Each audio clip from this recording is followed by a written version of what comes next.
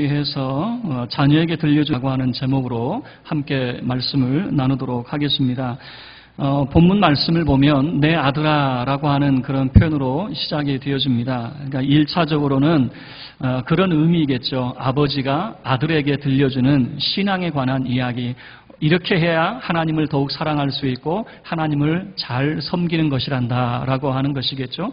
2차적인 의미는 스승이 제자에게 들려주는 이야기가 되어질 겁니다. 그 사랑하는 제자들 앞에서 너희들은 이렇게 하나님을 공경하고 하나님을 섬기기를 원한다. 그러할 때에 하나님께서 우리에게 주신 약속들이 있는데 오늘 본문의 말씀은 크게 명령과 그리고 유익이라고 하는 것으로 이제 나눠볼 수 있습니다. 너희는 이렇게 하라. 그래야면 하나님께서 너희에게 이렇게 해 주실 것이다. 라고 하는 것이죠.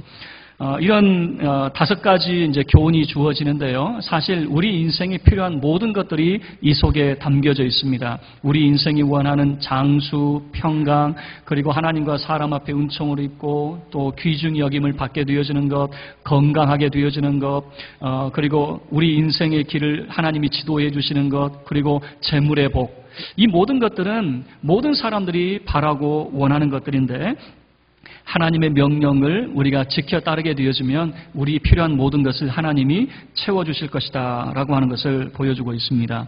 자, 그래서 이렇게 생각해 볼 수가 있겠죠. 우리가 자녀 교육을 위해서 들려줄 수 있는 이야기가 뭘까? 오늘 본문 말씀을 통해서 우리가 함께 이제 생각을 해보기로 하고요. 여러분, 자녀를 가르쳐 보면 어떻습니까? 쉬울까요? 어려울까요? 자녀 교육이 쉽다고 생각하는 분들은 글쎄요. 저도 어른들한테 속았어요. 나만 오면 절로 잘한다. 그 말에 속아가지고 저도 많이 났어요. 나만 오면 절로 잘하는 게 아니라 얼마나 큰 참 짐인지 몰라요. 그러니까 이 부모의 수고로움이 따르지 아니하면 자녀는 바르게 자랄 수 없다라고 하는 것을 배우게 되어집니다. 우리가 음식도 편식하면 안 되죠. 음식도 골고루 먹어야 균형 잡힌 그런 건강을 가질 수 있듯이 신앙에서도 우리 자녀 교육에 있어서 어떤 것들이 필요할까 이렇게 생각해 보면요. 옛날에 제가 어렸을 때 들은 것은 3가지 덕목이었어요. 그러니까 어린 아이들에게 어떤 것들이 필요할까 3가지 덕목, 지, 덕, 체라고 하는 것이었어요. 기억나시죠? 지, 덕, 체. 그러니까 한 사람이 자라남에 있어서 필요한 덕목들이 지식과 그리고 그 덕이라고 하는 것 그리고 이 체력이라고 하는 것이 필요하다라고 하는 것이죠. 저는 여기에다가 2가지를 더하겠는데요. 자기 관리라고 하는 꿈 그리고 신앙이라고 하는 영적인 부분을 제가 더 추가를 하겠습니다. 그러면 5가지가 되어지겠죠. 지, 덕, 체, 자기관리, 자, 신앙, 신. 외울 수 있겠죠? 지덕체, 자신이라고 하는 요 5가지 이제 덕목을 저는 살펴볼 텐데 이 5가지 덕목이 왜 필요하냐? 여러분, 사람이 사람답게 자라남에 있어서 이 5가지 덕목이 필요합니다. 첫 번째, 이 지성이라고 하는 것은 책을 읽고 우리가 세상을 보는 눈을 가져야 됩니다. 그래서 세계관이라든가 철학을 우리가 배워야 되겠죠. 그래서 여러분 책을 읽지 않는 사람은요. 세계관이 부족한 사람이에요. 그래서 많은 책을 읽어라라고 하는 이유는 뭐냐면 여러 가지 다양한 책들을 통해서 세계관과 자기의 철학을 확립시킴에 있다라고 하는 것이죠. 지성 그리고 2번째는 품성에 관련된 그런 부분입니다. 이 품성이라고 하는 것은 사람은 가만히 두면 너무 이기적입니다. 자기가 원하는 것들만을 얻으려고 합니다. 그래서 품성은 다른 사람을 돕는 삶이 되어질 수 있도록 그래서 우리나라에는 좋은 의미가 있습니다. 홍익인간이라고 하는 널리 인간을 이롭게 하라라고 하는 참 좋은 철학이 우리나라의 그런 철학이거든요. 그래서 어떻게 하면 다른 사람을 돕는 그런 품성을 갖게 되어질까? 3번째는 건강이라고 하는 것이죠. 건강이라고 하는 것은 지금 제가 이렇게 말하면 우리 어른들은 다 이해를 할 겁니다. 건강은 타고난 것이 아니라 관리하는 것입니다. 그러죠? 건강이라고 하는 것은 그냥 가만히 놔두면 건강해지는 것이 아니라 관리를 해야 되잖아요. 평생 우리가 우리 몸 써먹을 수가 있는 게 아니거든요. 저도 그래요. 30당 넘어가서 저 병원에 갔더니 안과에서 하는 이야기가 뭐냐면 노안이 진행이 됐습니다 그러더라고요. 어느 날 이제 성경이 잘 보이다가도 어느 날 보면 안 보일 때가 있어요. 뭐 어른하고. 그랬더니 그거 지극히 당연한 거래요. 그러니까 저는 늘 건강하다고 생각하고 30대만 하더라도 얼마나 건강하다고 생각했겠습니까? 그런데 이 세월 앞에 장사가 없는 것이죠. 건강은 관리하는 것이거든요. 그래서 건강은 어떻게 우리가 건강 관리를 할 것인가. 그 다음에 자기 관리라고 하는 것은 그 인생의 비전과 꿈에 관련된 그런 이야기입니다. 우리는 꿈을 위해서 목표를 설정하고 그리고 그 꿈을 위해서 준비하는 그런 과정이 필요한 거죠. 망상과 꿈의 차이가 뭐죠? 망상과 꿈. 여러분, 망상과 꿈이라고 하는 것은 어쨌든 내가 되고 싶은 것을 우리가 정하는 것 아니겠습니까? 그런데 망상과 꿈의 차이는 뭐냐면 실천을 하느냐 실천하지 않느냐의 그런 차이입니다. 우리가 어떤 꿈을 꾸고 아무것도 하지 않는다면 그건 망상이 되어지는 거죠. 그러나 우리가 꿈을 세우고 그 꿈을 위해서 무언가를 준비해 가고 있다면 그것은 꿈을 이루어가는 그런 과정이 되어지는 것이죠. 그래서 자기 관리에 있어서 가장 중요한 것은 목표를 설정하고 꿈을 우리가 정하고 실천하는 과정이라고 하는 것이죠. 그리고 다섯 번째는 신앙의 영역입니다. 우리가 하나님을 기쁘시게 할 것이 무엇인가라고 하는 것들을 살펴야 되겠죠. 그래서 늘 우리는 욕심꾸러기예요. 하나님 앞에 받기만 우리는 하려고 합니다. 그리고 하나님 앞에 어떻게 드려야 되는지는 우리는 잘 모르거든요. 우리의 신앙이 그래서 어떤 면에서 억지스러움이 있어요. 하기 싫은데 시키니까 억지로 하는, 다른 사람들이 일할 사람이 없으니까 내가 나설 수밖에 없는 그런 억지로 일을 하게 되어지는데, 여러분, 신앙은 그렇게 하는 것이 아니거든요. 신앙은 어떤 의미에서는 자원봉사가 되어지는 것이고 재능기부가 되어지는 것입니다. 그래서 내가 잘하는 것을 감당을 하는 거예요. 그래서 억지로 하는 것이 아니라 이거 내가 잘하는 것으로 내가 주의 몸된 교회를 섬기는, 그래서 하나님을 위해서 무엇을 하느냐라고 하는 이 다섯 가지 영역에 대한 그런 고민들이 우리에게 필요한 거죠. 지성, 품성, 건강, 자기관리, 신앙이라고 하는 것이에요. 이 다섯 가지 이제 교훈을 우리가 이제 접목을 해야 될 텐데, 오늘 본문의 말씀이 사실은 이 다섯 가지 그런 말씀을 접목할 수 있는 그런 내용이 되어질 것입니다. 하나님의 말씀은 이런 겁니다.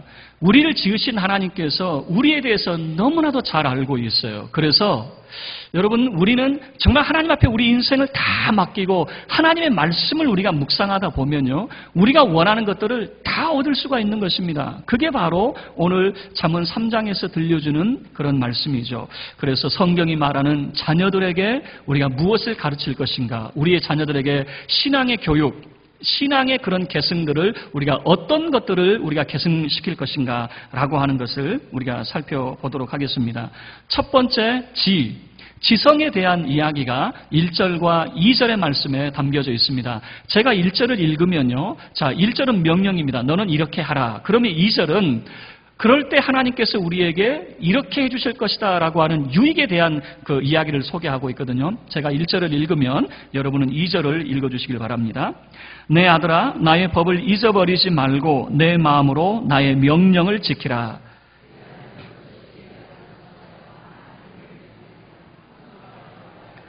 자, 2절 말씀에서 우리에게 장수와 평강의 복을 말하고 있습니다. 여러분, 사람들은 이것을 원하죠. 오래 사는 것을 원합니다. 그러나 오래 산다고 해서 그것이 무조건 복이 될 수 있는 게 아니에요. 오래 살지만 평강으로서 오래 살아야 됩니다. 건강하고 그리고 아무런 그런 근심과 염려 없이 오래 사는 것이야말로, 그것이야말로 하나님이 우리에게 주시는 참된 복이 되어지는 것이죠. 우리 인생이 원하는 장수와 평강, 어떠할 때 주어지는가? 바로 말씀의 사람이 되어질 때에 우리가 원하는 이 장수와 평강을 얻을 수 있다라고 하는 것을 보여주는 거죠. 그래서 나의 법을 잊어버리지 말라, 내 마음으로 나의 명령을 지켜야 된다라고 하는 것입니다. 하나님께서 우리에게 성경을 주셨습니다. 이 성경을 주신 것은 어떤 의미에서는 하나님 우리에게 선물을 주시는 거예요.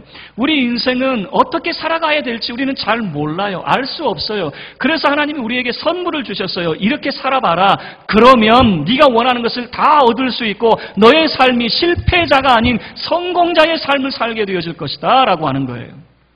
그런데 많은 사람들이 성경은 덮어놓고 다른 데에서 이 인생의 성공의 길을 우리가 묻게 되어지거든요. 그러니까 모든 것들이 다 참 헛된 것들만을 우리가 이제 발견할 수밖에 없는 거예요. 여러분, 이 성경의 말씀은 우리를 지으신 하나님께서, 우리를 잘 아시는 하나님께서 우리에게 필요한 것들을 얻을 수 있는 방법을 이 말씀을 통해서 우리에게 기록해 주시는 거예요.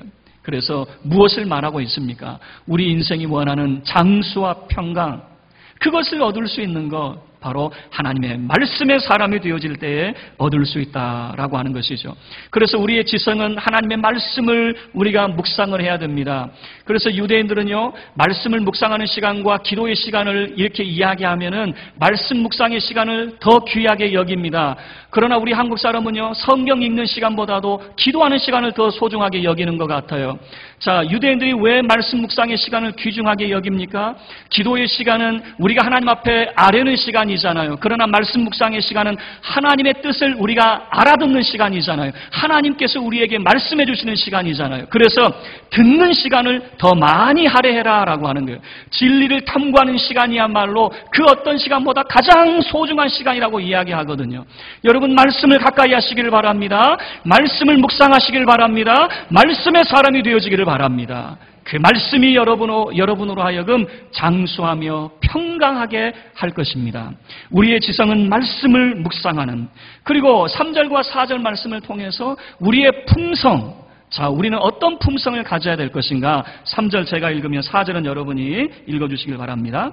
인자와 진리가 내게서 떠나지 말게 하고 그것을 내 목에 매며 내 마음판에 새기라.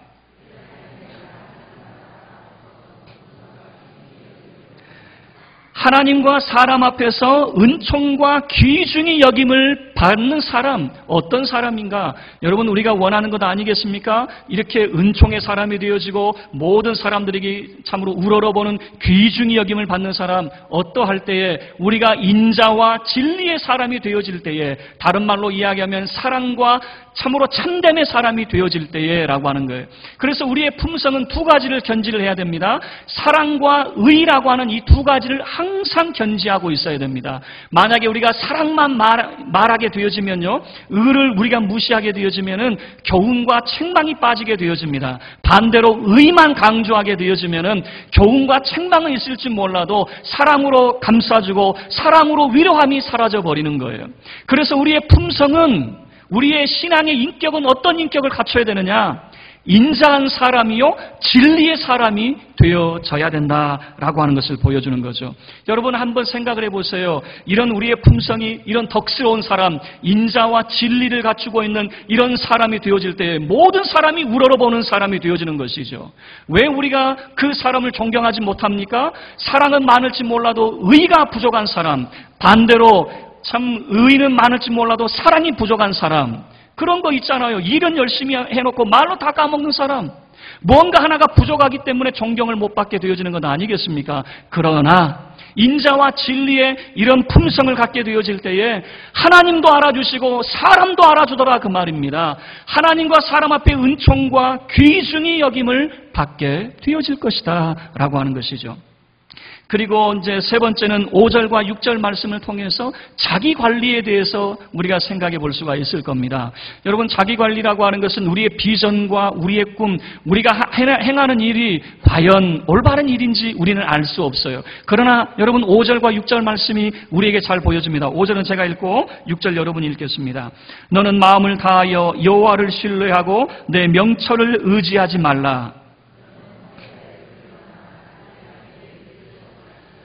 범사의 하나님을 우리가 인정하게 되어지면은 하나님께서 우리의 길을 지도해 주신다라고 말씀을 하고 있는 것입니다. 여러분, 우리가 꿈을 설정을 합니다. 우리가 그것을 정합니다. 그리고 우리가 부단하게 우리가 일을 합니다. 우리가 준비합니다. 그런데 여러분, 그것이 어떤 의미에서는 허사가 될 수 있어요. 내가 꿈을 꿨다고 해서 이 모든 것들이 다 이루어져야 되느냐? 여러분, 그것이 자기의 욕심이 될 수 있어요.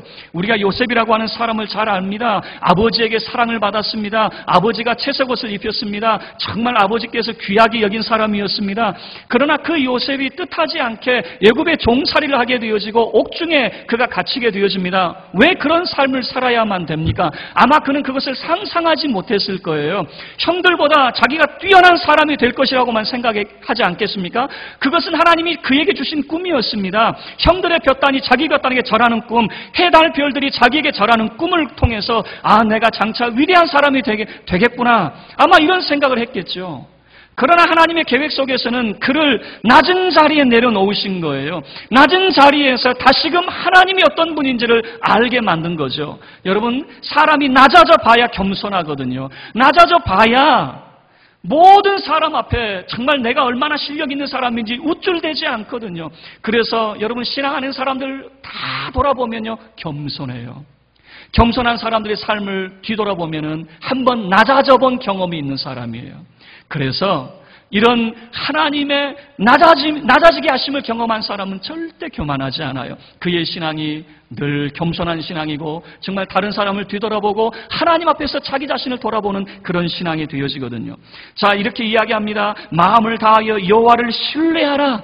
내 명철을 의지하지 말라. 그런데 많은 사람들은 자기 명철을 의지합니다. 전도서 7장 29절 말씀은 내가 깨달은 것은 오직 이것이라 곧 하나님은 사람을 정직하게 지으셨으나 사람이 많은 꾀들을 낸 것이라. 사람은 자기 꾀, 자기 명철을 의지하고 있다는 것입니다. 여호와를 신뢰하고 범사에 그분을 인정해야 됨에도 불구하고 사람은 염려와 근심을 하게 되어져요. 그래서 자기 생각대로만 움직이려고 합니다.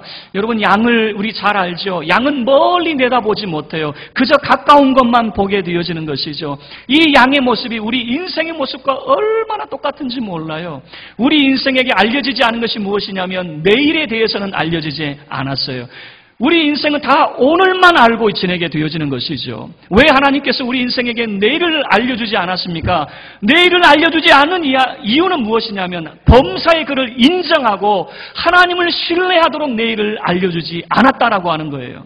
만약에 우리가 내일에 대해서 안다면 하나님을 신뢰하겠습니까? 하나님을 의지하겠습니까? 모든 것을 다 아는데 왜 우리가 하나님을 의지합니까? 우리 인생에게는 오늘만 알려져 있고 내일이 알려져 있지 않아요.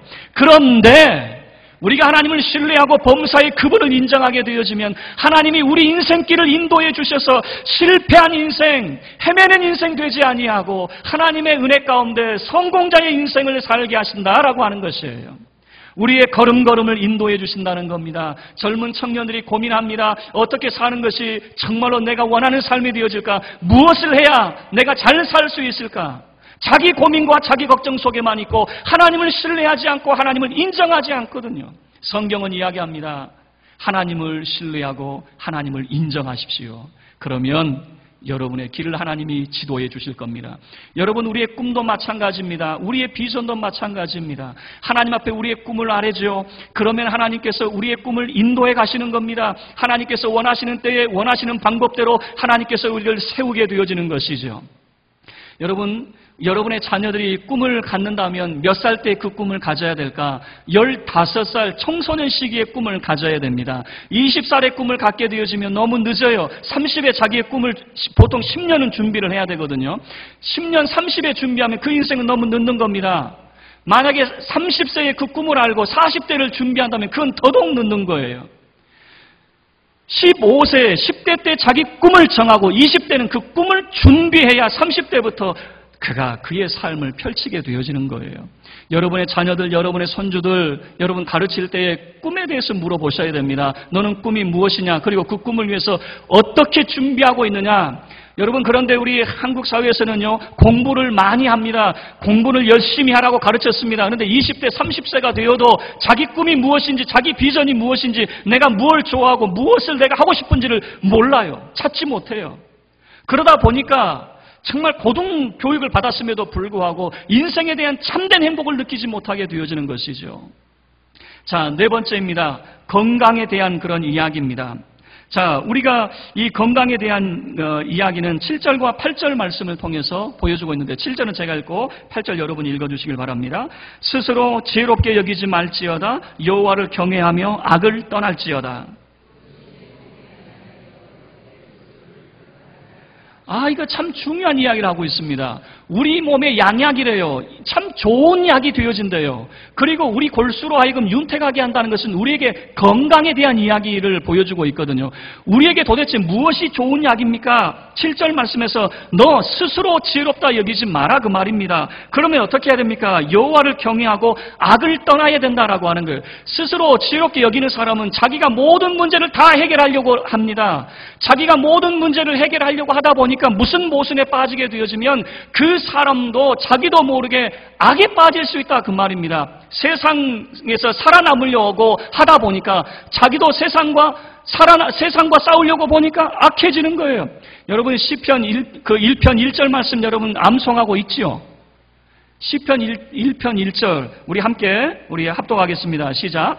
복 있는 사람은 악인들의 꾀를 따르지 아니하며 죄인들의 길에 서지 아니하며 오만한 자들의 자리에 앉지 아니하고. 자, 우리는 이 말씀이 좋은 말씀이라고 생각하는데 악의 단계를 잘 보여주고 있어요.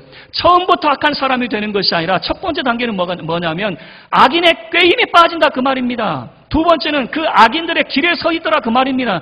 그러다 보니까 어느 순간 그 오만한 자의 악인들의 자리에 떡하니 앉아있더라 그 말입니다.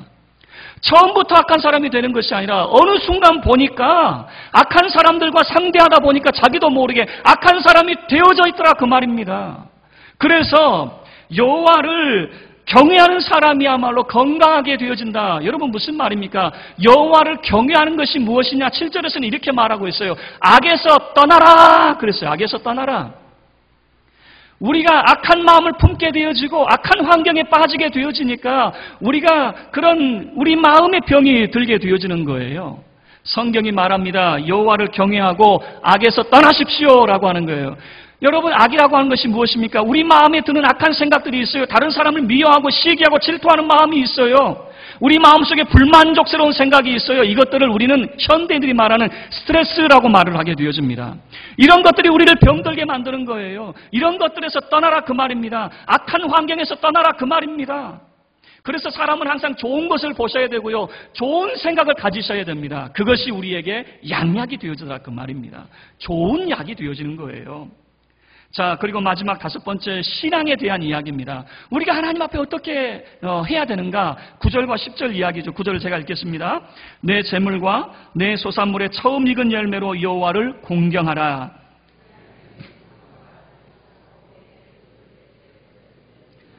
자, 하나님께서 우리에게 재물의 복에 대한 이야기를 하고 있습니다. 너의 창고가 가득히 차게 되어지고 내 포도즙에 그 새 포도즙이 끊이지 않게 되어질 것이다 라고 하는 재물에 대한 이야기를 하는 것이죠. 어떻게 할 때? 우리가 하나님을 공경할 때라고 하는 것을 보여주는 겁니다. 우리가 하나님 앞에 어떻게 공경할 수 있습니까? 소산물의 처음 익은 열매 그리고 우리의 재물로서 하나님을 공경하라 라고 하는 거예요.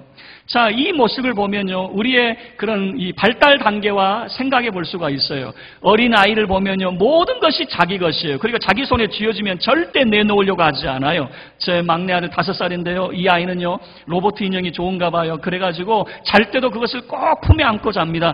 그거 뭐 필요합니까? 그래서 야, 이거 좀 내려놓고 자라 그러면 이걸 놓을까요, 안 놓을까요? 절대 놓지 않아요. 어린아이의 신앙이 하나님, 나만 사랑해 주세요. 주목을 꼭 쥐고 절대 놓지 않는 어린아이와 같은 신앙이 있어요. 그리고 신앙의 청소년기가 있습니다. 이 청소년들의 모습을 보면요, 얼마나 뻔뻔한지 몰라요. 마치 부모의 것이 자기 것인 양 뻔뻔합니다. 엄마 아빠에 가서 나 용돈 맡겨놨습니까? 엄마 아빠가 무슨 은행입니까? 그런데 얼마나 뻔뻔한지 몰라요. 부모 것이 마치 자기 것인 것 마냥. 신앙에서도 청소년 시기는 이렇습니다. 하나님께 얼마나 때를 쓰는지 몰라요. 하나님 나 이거 필요해요, 저거 필요해요. 때 쓰는 신앙, 그건 청소년기의 신앙이거든요. 그러나 성인이 되어졌습니다. 성숙하게 되어졌습니다. 그 성숙한 사람은 어떻게 되어집니까? 자기의 것으로 부모를 공경하는 사람이에요. 신앙의 모습도 마찬가지입니다. 자기의 것으로 하나님을 공경할 줄 아는 사람, 바로 그런 사람이야말로 하나님께서 그 창고를 가득하게 하실 것이다 라고 하는 말씀을 하고 있는 것이죠. 우리는 이 5가지를 함께 살펴봤습니다. 우리의 자녀들 가르침에 있어서 그들에게 필요한 덕목이 무엇인가? 지성과 품성과 건강, 그리고 자기관리, 신앙이라고 하는 것을 말씀을 통해서 우리가 함께 살펴봤습니다. 제가 제 자녀들과 이 5가지를 제가 함께 살피고 있어요. 이 5가지를. 지, 덕, 체, 자, 신이라고 하는 것을 하나하나 물어보거든요. 자, 너는 오늘 무슨 책을 읽었느냐? 그리고 그 책을 통해서 배운 점이 뭐냐? 자, 지성에 대해서, 그리고 품성에 대해서 너는 오늘 누구를 도와줬느냐? 엄마를 도와줬느냐? 여러분, 심부름이라고 하는 것도 자녀가 받을 때 이런 겁니다. 왜 나만 시켜? 여기에서 누굴 도와줬느냐 물어보면 오늘은 내가 누굴 도와줬어? 라고 바뀌게 되어지거든요. 그래서 제가 자녀들과 이것을 나누면서 달라진 점이 있어요. 달라진 점 몇 가지를 제가 이제 소개를 해드릴게요. 먼저 달라진 점은 아이들이 달라졌다기보다는 제 자신이 먼저 달라지는 거예요. 그것은 무엇이냐면 골고루 살피는 거예요. 옛날 같으면은 이런 거죠. 너 학교 갔다 와서 왜 맨날 놀고 공부 안 하냐? 공부 좀 해라. 책 좀 읽어라. 그렇게 잔소리 꽤나 했겠죠. 그러나 이제는 골고루 살피는 거예요. 이 아이가 지성과 품성과 그런 건강, 이 모든 것들을 살피면서 자, 어떤 부분에 잘하고 있는지 한쪽에만 치우치지 아니하도록 전반적인 그런 부분들을 살피게 되어지더라라고 하는 겁니다. 그래서 나타나는 게 뭐냐면 강한 부분은 칭찬을 해주고 부족하고 약한 부분은 돕게 되어지더라 그 말입니다. 강한 부분, 예를 들어서 지성의 부분은 그런 강합니다. 그런데 요즘 어린아이들, 초등학생 아이들도요, 체력이 너무나도 약해요. 학교 갔다 와서 무슨 학원 다니고 이러면요, 계속해서 하루 종일 시간이 없습니다. 체력이 너무 약해요. 그러면은 이렇게 말할 수 있죠. 너 운동 좀 해라. 이건 잔소리가 되어지는 거예요. 그래서 예를 들어서 일주일에 한 번씩 관악산에 올라갔다 오거나 아니면 이 학교 한 바퀴 돌거나 이런 것도 운동이 되어지죠. 그런데 아이들이 얼마나 약은지 싫어해요. 운동이라고 말하고 하는 것은 싫어해요. 그래서 또 한 가지 방법은 뭐냐면 운동이 뭡니까? 걷게 만드는 것 아니겠어요? 아니, 걷게 만들면 되잖아요. 그래서 연구한 게 뭐냐면 마트에서 시식 코너 돌아다니면서 1시간 동안 돌게 만들잖아요. 아무 소리 안 해요. 그냥 마트에서 1시간 내내 그렇게 음식 먹어가면서 시식하면서 그런데요, 1시간 동안 돌아다녀요. 1시간 동안 걸어요. 자, 그러면 마트 가서 물건 사는 게 아니라 어떤 의미냐면 걷게 만드는 것이거든요. 그러니까 모든 것이 아이들을 돕는 모습이 되어지는 거예요. 또 신앙적인 모습이 이제 너무 약해요. 그러면 어떻게 신앙을 도울 수 있겠는가? 그러면 학교 파하고 집에 돌아올 때 그냥 오지 말고 교회 들렸다 와라. 교회 들렸다가 하나님 저 왔어요 말이라도 도장이라도 찍고 집으로 오든가 아니면 5분만이라도 교회에 앉아가지고 하나님 앞에 기도하고 돌아와라. 이게 이제 돕는 모습으로 달라지는 겁니다. 그래서 강요하는 모습에서 돕는 모습으로, 예전 같으면은 책 읽어라, 그리고 뭐 심부름 좀 해라, 너는 왜 기도 안 하냐, 너는 왜 성경 아니냐, 너 공부 안 하냐, 이런 잔소리였다면 이제는 돕는 자의 모습이 되어지는 거죠. 어떤 모습이냐면, 여러분 이건 굉장히 무서운 이야기거든요. 자녀는 부모의 뒷모습을 보고 자라거든요. 자녀는 부모의 뒷모습을 보고 자랍니다. 나는 TV 펑펑 보면서 너 공부해 그런다고 해서 자녀들이 공부합니까? 딴짓거리 하는 것 아니겠어요? 그러면 부모가 먼저 공부하는 사람이 되어져야 되는 것이죠. 환경을 바꿔줘야 되는 것이죠. 공부하는 환경으로서, 운동할 수 있는 환경으로서, 건강을 아니면 신앙할 수 있는 부모가 먼저 기도하는 모습을 보여주고 말씀 읽는 모습을 보여주고, 자녀는 부모의 뒷모습을 보고 자라기 때문에 그렇습니다. 그래서 어떻게 도와줄 수 있는가, 이런 모습으로 달라지게 되어지는 거죠. 그리고 자녀에게 많은 질문을 하게 되어져요. 자, 이런 모습이겠죠. 옛날 같으면 들어가서 공부해, 그러면 다 해요. 그러나 이제는 대화가 시작이 되는 겁니다. 질문하는 거죠. 너 꿈이 뭐야? 너는 학교에서 무슨 일이 있었어? 선생님에게 무슨 질문을 했어? 너는 오늘 누구를 도와줬어? 질문을 해야 되잖아요. 질문을 하다 보니까 대화가 되기 시작하는 거예요. 자, 말씀을 마치도록 하겠습니다. 여러분, 우리가 우리 인생에 원하는 것들이 있어요. 장수와 평강과 건강, 귀중히 여김, 성공하는 인생, 재물의 복을 받는 것, 이 말씀 안에 다 들어 있습니다. 이렇게만 하면 된다라고 하는 것을 성경이 우리에게 보여주고 있어요. 그런데 어떻게 그 말씀을 우리의 삶에 접목시킬 것인가라고 하는 거예요. 우리의 자녀들을 우리가 양육함에 있어서 필요한 덕목들이 있어요. 지, 덕, 체, 그리고 자기관리, 그리고 신앙이라고 하는 이런 부분들이 필요한 것이죠. 우리는 잔소리꾼이 되어서는 안 됩니다. 우리 자녀들이 어떻게 하면 이런 균형 있는 그런 교육을 통해서 성장하게 되어질 것인가. 말씀만 읽어라가 아니라 어떻게 하면 이 아이가 말씀의 사람이 되어지고 여호와를 공경하고 여호와를 경외하고 하나님을 신뢰하는 사람이 되어져서 하나님께서 약속해 주시는 대로 하나님과 사람 앞에 귀중히 영향을 받고 은총을 받는 사람이 되어질 것인가.